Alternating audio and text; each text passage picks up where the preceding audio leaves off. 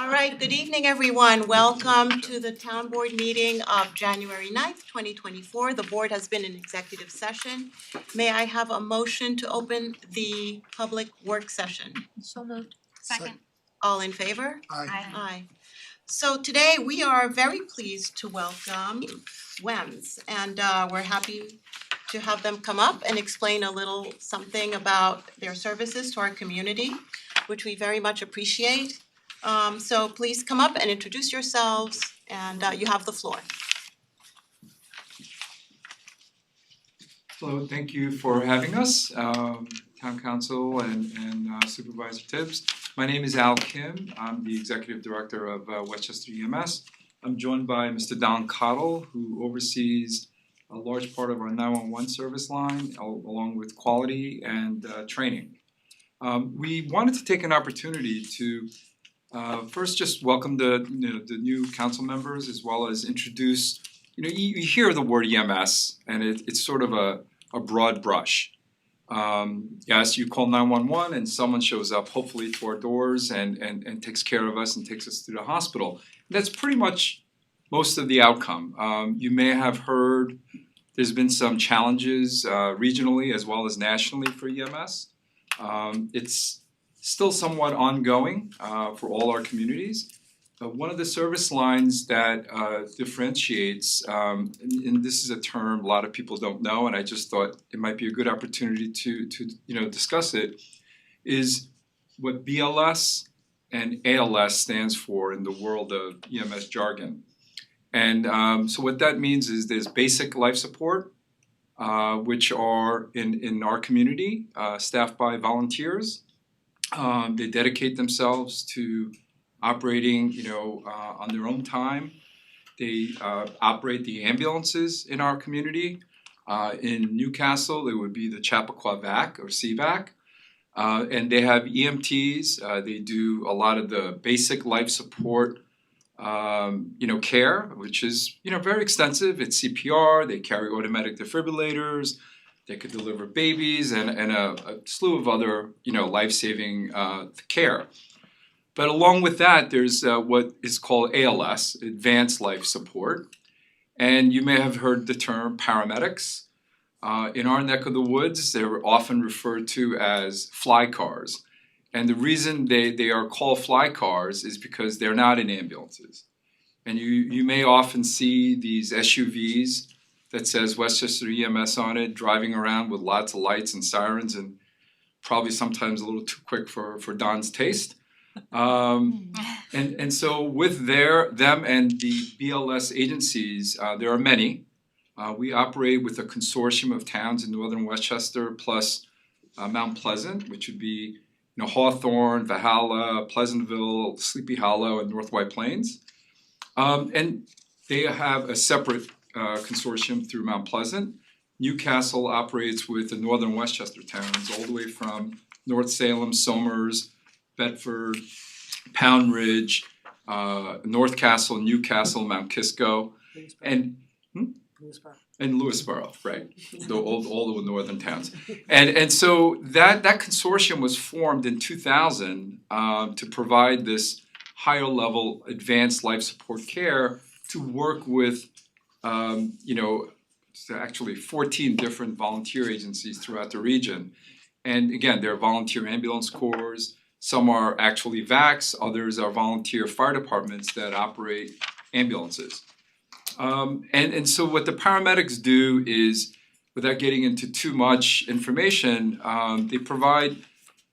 they carry a lot of advanced medications in their vehicles and on their person, controlled substances ranging from ketamine to morphine to benzodiazepams, even fentanyl for pain management, and a lot of cardiac medications. They carry 12-lead EKG monitoring capabilities.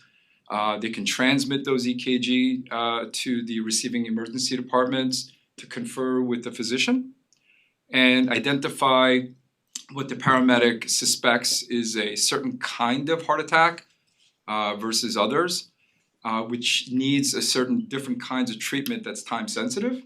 And they coordinate that rapidly to come into the ED or emergency rooms to quickly address those with cardiac catheterization. And this has been in existence now since 2000, so almost 24 years, with 3 units servicing our general area. The volume has gone up over 120%, and we've been able to maintain the service with the same 3 units that operate 24/7.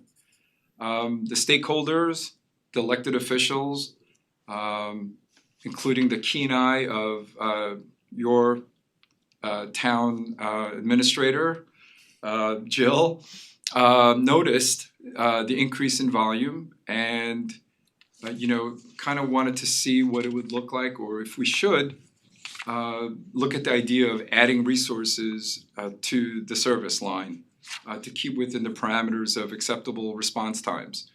And with that in mind, our finance department and Mr. Cottle looked very, very closely at what we call a heat map. I think you have it just for the town of Newcastle that we generated, but we looked at it throughout the region. And it was pretty obvious that it demonstrated a need during certain days of the week, 7, and time of day was between, let's say, 8 to about 8, 9 o'clock at night. The overnight hours seem to be okay. When I say okay, it doesn't mean there were 0 needs, but certainly less. So we brought the costs associated with adding the resources. I think you guys, the town board here were a part and privy to it. It's a shared model, so all the town supervisors, the elected officials had to approve it. And we will be launching that part of the service, the additional unit, starting July 1st. And it's been 24 years, and the volume and demand has gone up over 120%. So this is the first time that we're doing it. And it was our suggestion. Certainly, it's up to the elected officials and the stakeholders to decide ultimately to do it or not, but they elected to do so. So we're very proud to be able to do that. And the model is a very successful program. It's unique in the state of New York in that a lot of EMS agencies, whether it's municipally funded or otherwise, is often offset and relies upon what they call a transport revenue source to offset the expenses. So in other words, the way it works with commercial insurances as well as Medicare and Medicaid is only and if you transport a person or a patient to a destination, i.e. hospital, can you bill for the service. And absolutely, if there's an opportunity to do that, agencies who transport by ambulance should do so. The premise of that, of course, is, the sicker the population and the busier the system, better financed than EMS service would be. So it goes a little bit contrary to public health. The paramedics cannot bill by regulation purposes because they're not a transporting agency. They're in SUVs that you see that work with the volunteer agencies. So we're funded on a break-even model. So the budget is set. It's approved by the consortium of elected officials. Then we operate under that budget premise with a true-up opportunity following an audit to true it up, whether there's a deficit or a surplus. And we've been doing it exactly that way for 24 years. I think that's it. That's the summary. Thank you very much. It's such an essential service. Oh, and thank it's you. really not a matter of cost. But speaking of cost, Yeah. I'd just like to know, how do you apportion those costs among the consortium members? Sure. So the formulary is based on square miles. For Newcastle, it's a portion to the portion of Millwood that is not serviced by Westchester EMS, so there's a percentage that's off. So square mile population, so density of citizens, assessed value. So there's a little bit of offset between communities and call volume. So Okay, the so it's busier a towns. combination of the factor Yeah. of all of those. Yes. So Yeah, and so those are weighted, and then against the backdrop of the cost. So the census, we use the most recent censuses. call volume is a running average of 3 years. So it moves, a running Can you say average. what call von is? Call volume? Oh, call volume, Yeah, sorry. yeah. So, a call volume per community or per town, square miles, population, and assessed value. Those are the 4 weighted factors that is used to calculate, what each of the town's responsibilities are towards the funding. Do you have a general sense that you can share of the weighting between those elements? It's not exactly 25%. So the weighting would be not equal. So, oh boy, what is the? It's skewed. It's a bit No, skewed, yeah. Yeah, I think it's with Sorry, I the don't have original, that, 'cause I yeah, it's didn't with expect actually the to, original consortium agreement, Yeah, agreed upon the percentages. And where do we rank in that, in the you're, scale of you guys, the business? town of Newcastle is about in the middle. Yeah, yeah. Can't complain about that. No, well, if you look at your volume, which is presented in the report that Don 9%, created, it's kinda small. Yep. yeah, it's not that busy. It is one of the wealthier, communities.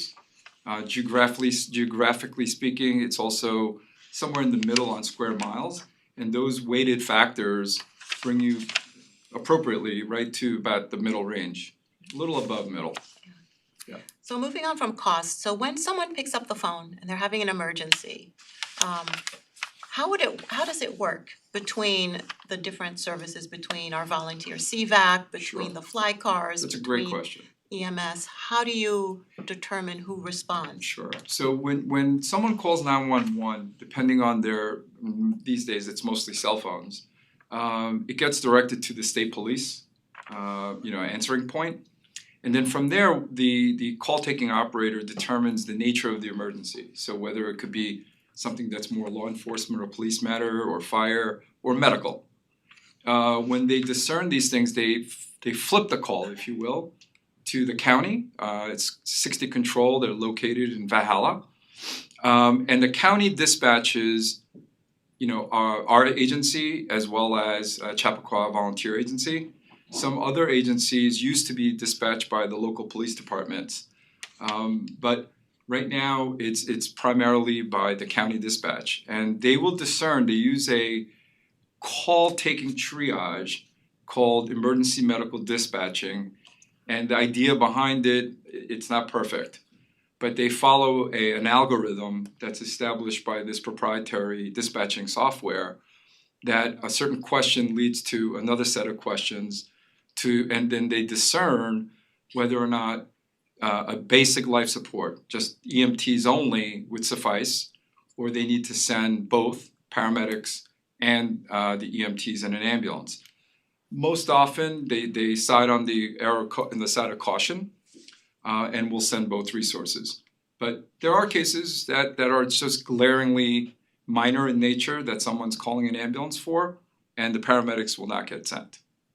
How often is fire dispatched alongside when it's not like I know for like a motor vehicle accident there Yeah. would be, or a fire. Yeah, that's a good question. I don't know that answer. I know there are car crashes on some of the major roadways that you will see fire departments automatically dispatch for what they call extrication.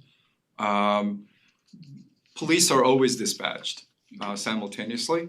I don't know, Don, do you have fire department data? I think it's on their responses, no, but I believe they're dispatched on all motor vehicle crashes. Right, yeah. And Not on the side roads though, I don't see Yes. them if they are too. Yep. Okay, In well, any form of rescue or search. Okay. Does anyone else have any questions? You mentioned an uptick in call volume. Naive question, like what do you attribute that to? yeah, we get that question a lot. I would say that there's Come been a demographic, there's been a demographic shift. There's an aging population. Getting that- older. Yeah, there's definitely a factor. There are more people, definitely if you look at the data, and by the way, that call type data is universal throughout the system. Motor vehicle crashes comes in as second most.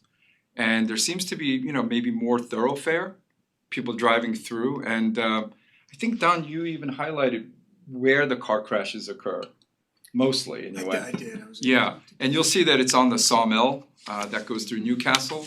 But if you look at all of the 8 towns of those, call segment, the car crashes, they occur on the major throughways, 684, Sawmill.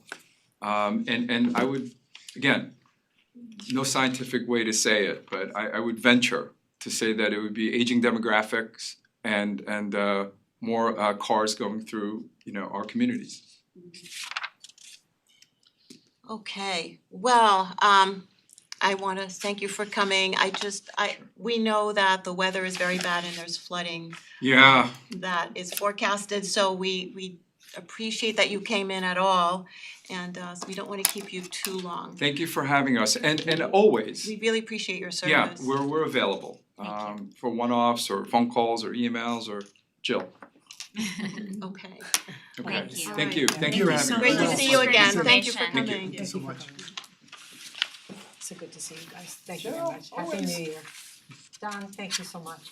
Alright, we'll see you soon. Okay, so now we are ready to move on to our next topic, which is the draft of a local law regarding residency for town prosecutors. So Lino, do you wanna Sure, update us? sure.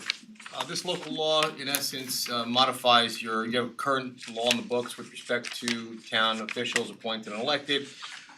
This one, you have also a section in your code requiring town prosecutors. Currently, it doesn't have a residency requirement, but what this local law does is it changes the residency requirement to add a town prosecutor as being a resident of the town of Newcastle. So it modifies chapter 33 and 34 of your town code.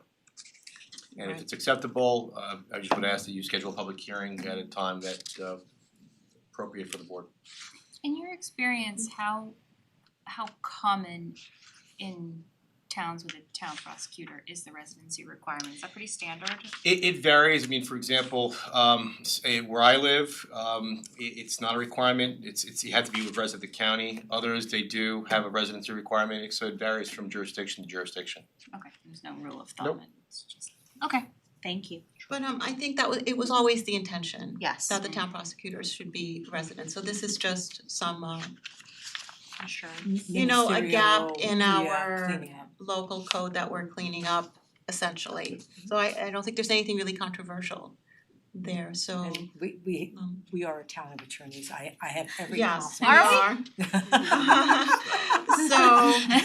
are. So is everyone Anecdotal ready? only, I have no factual basis. Is Shall we everyone, take okay, a are we ready percentage? to put this on the schedule for public hearing? Sure. Yeah, it's not a zone. It doesn't require GML, so it's whenever Yeah. you get it noticed. Just curious, while we're looking for a date, for town justices, is that statewide, is it statutory by the state or State, by, that's yes, town justices are elected, so. so you have to be the municipality? Same Can they- as can they- town. But can they sit elsewhere if you're in a county that doesn't, for every town that needs a, There are different rules with town justices in terms of where they sit and what they can practice, so there are residency requirements for town justices, so that's 16? that's the Is that state too- law. that's right, you don't even have to be an attorney to be I a think the town justice. 23rd, it would be a town board Not meeting. enough. Town board meeting, right, so Yeah. the next Which town is- board meeting, right, we don't, Which is crazy. Right. I don't think we have too much on that I've been before.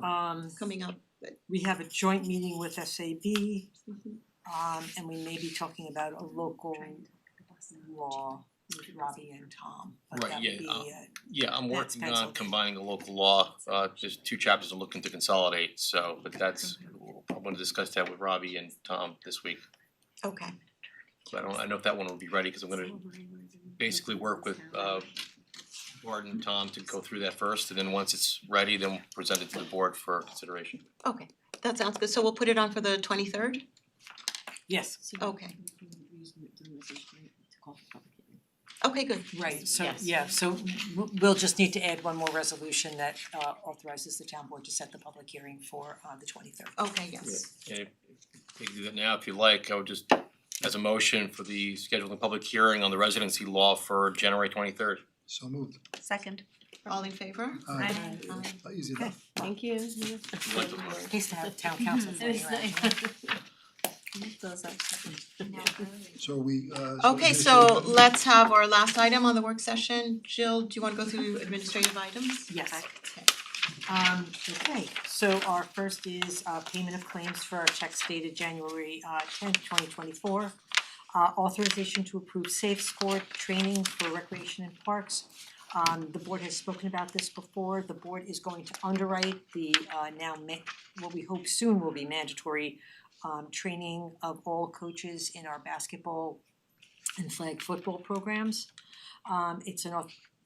Next is authorization to enter into agreement with Newcastle Baseball and Softball regarding a donation. Just a shout out to Newcastle Baseball and Softball. They have been so remarkably generous with their funds that have really enabled our fields to look just fabulous and really safe for our kids to play on. So we thank them so much. We've got a declaration of surplus equipment in recreation and parks. Should I go to Rob? What was that number? 275,000. Just happened to approximately So eager. of monies that the town has recouped. Total, not annual. No, total. Total since 16, so 616. 10 years. Yeah. Is it 10 or 14. 8? The chart I gave was back to 14? back from 2014. Wow, over 10 years, that's pretty fabulous what the town has been able to recoup by declaring old and unused, no longer needed equipment and vehicles. This was an exceptional year, it was like 50 grand.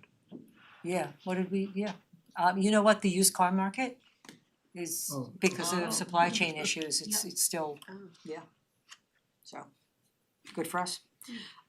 Next is authorization to approve the Northeast Westchester Special Recreation, the 2024 interagency agreement and contribution.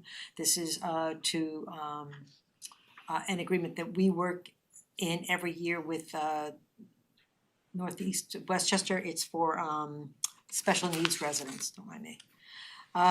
Next is the authorization to renew the annual support system for the NIC system. This is part of the Millwood Water Treatment Plant. It's the computer control system. Next is Goostown Communications, that's our police radio annual contract. Next is Ricky, which is our police reports. Next is Nixle, it's our emergency communication. The Visual Computer Solutions is our police scheduling. We've got a street opening permit bond release, which indicates that the work was satisfactorily done to DPW standards. And we've got authorization to approve the 2024 MVP healthcare and also UMR healthcare. It's the two healthcare options that are available to our employees. And last but not least, it's authorization to transfer the fund balance to the Chappaqua Hamlet Capital Project. It's the fund transfer that the board spoke about last week in work session with Rob Deary. Oh, right. Okay. Very good. That concludes the work session and we are 5 minutes early for the town board meeting. So according to notice provisions, Lino, I suppose we have to wait. You're supposed About to, 5 what I minutes. would suggest, maybe for like, it's up to you all, for future meetings, you could just do, work session and town board meeting immediately thereafter as opposed to putting a time, so if you are early, you could always go right into it as opposed to. We're hardly This will early. never happen again. Well, it's happened, actually, it's happened a couple of times. Okay, so Well, we could just we'll keep the work Speak session in open. general. Okay, speak in general, yeah, and then start it, about yeah. the fact that there is an inauguration on There you go. Thursday Okay, well, for our newly electeds. Huzzah. would Very be a good exciting. time to remind everyone, so. 6 Yeah, so o'clock. our inauguration, it will be our Jeremy, ceremonial did you have to bribe your inauguration. children? You're gonna have to bribe your kids to come, or are they Uh, so over it? What? Hang on, so I just wanna say clearly, it will be on this Thursday, January 11th at 6 p.m. at the Chappaqua Performing Arts Center, so everybody's welcome. And we're very much looking forward to it. Absolutely. Yay. Okay, And I guess we should also thank So- the DPW for keeping our roads clean. Considering we that's had that right, over the yeah, they did a weekend. terrific job, they're an amazing team. Yeah, they started on Friday with salting and brining the roads in preparation, and then they were out from Saturday all the way through Sunday. Do you know at what time, Jill? It was the I saw- afternoon, it saw was them later than the late snow, Sunday. the snow ended later than they hoped. I was on the phone with Bart about noon and he was really disappointed. It was supposed to stop at noon and it was still coming down. And I think it ended somewhere between 2 and 3, so they're still there, you know, they And were they're still gonna there have a afterwards. busy night tonight, that they and the police most likely, so. Hopefully not. I actually got It'd be stuck great if they once on Campfire Road going back toward my street when my kids were babies, all in infant car seats. I got stuck coming home late and DPW met me. Literally, I was stuck like vertical and calmed me down. My kids were sleeping thankfully, but I was a wreck. And they literally told me, just follow us, we're gonna go 10 miles an hour, and they took me all the way home, plowed my driveway for me, plowed the whole street, made sure I got in safely, and that was many years ago, so Isn't that something? They really go over and above. they could not have been nicer. And you know, it was one of those situations where I was coming home from somewhere and it started to really come down as I got further and further north, and by the time I have a minivan, it just did not wanna make its way up Campfire, the death spiral that is Campfire Road, and they came and they met me. I can't believe that people drive that road every day. I'm in awe It's only, of their driving abilities because I can't do it. it is a death spiral. I get car sick when I drive myself on that road. But it's the fastest way to get from my house to Chico, and I'm there on average twice a day, so. And worth the trip, by the way, so I understand. For sure. It's not worth risking your life, I don't know what is. It's parenthood, it's always, every part of it is risking your life. Getting your groceries is very important. 1 minute is All gonna right, last I so think long. we have, There's no amount Oh, of 1 dangerous minute. in your house. This is a that long this is a minute. long minute. You're at that pace.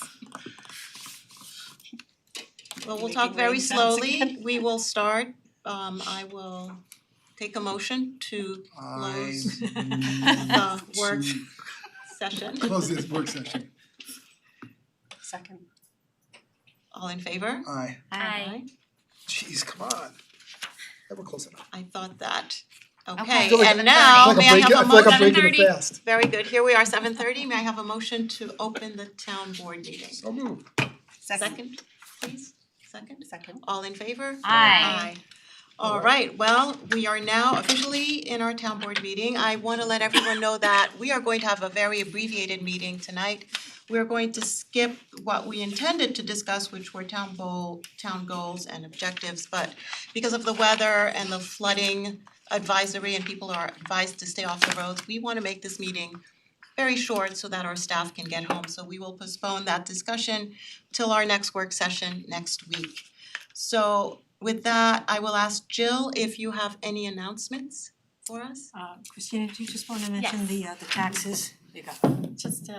Just a reminder of that our school taxes are due no later than January 31st. That's a Wednesday. We'd like to just remind everybody the penalty is 10% and the town, there's no provision for the town to waive penalties, so please get that in. We do hold post-dated checks. We have a drop box on the first floor, it's open 24/7. Of course, if you'd love to stop by and see us, we're open 8:45 to 4:30 daily. And also if you welcome to mail it, but please make sure you witness a US postmark. We do have every collection, bills that come in that have traversed the country. So if you do not have a postmark and it comes in late, that would be your problem, so please. And that's it, we look forward to seeing you. Thank you, Okay, thank you, Christina. Anything else, Jill? No, just another push for e-alerts if you haven't signed up for them yet. In addition to the snow that we just had this past weekend, right before the snow, we had a water main break. No, that's not true.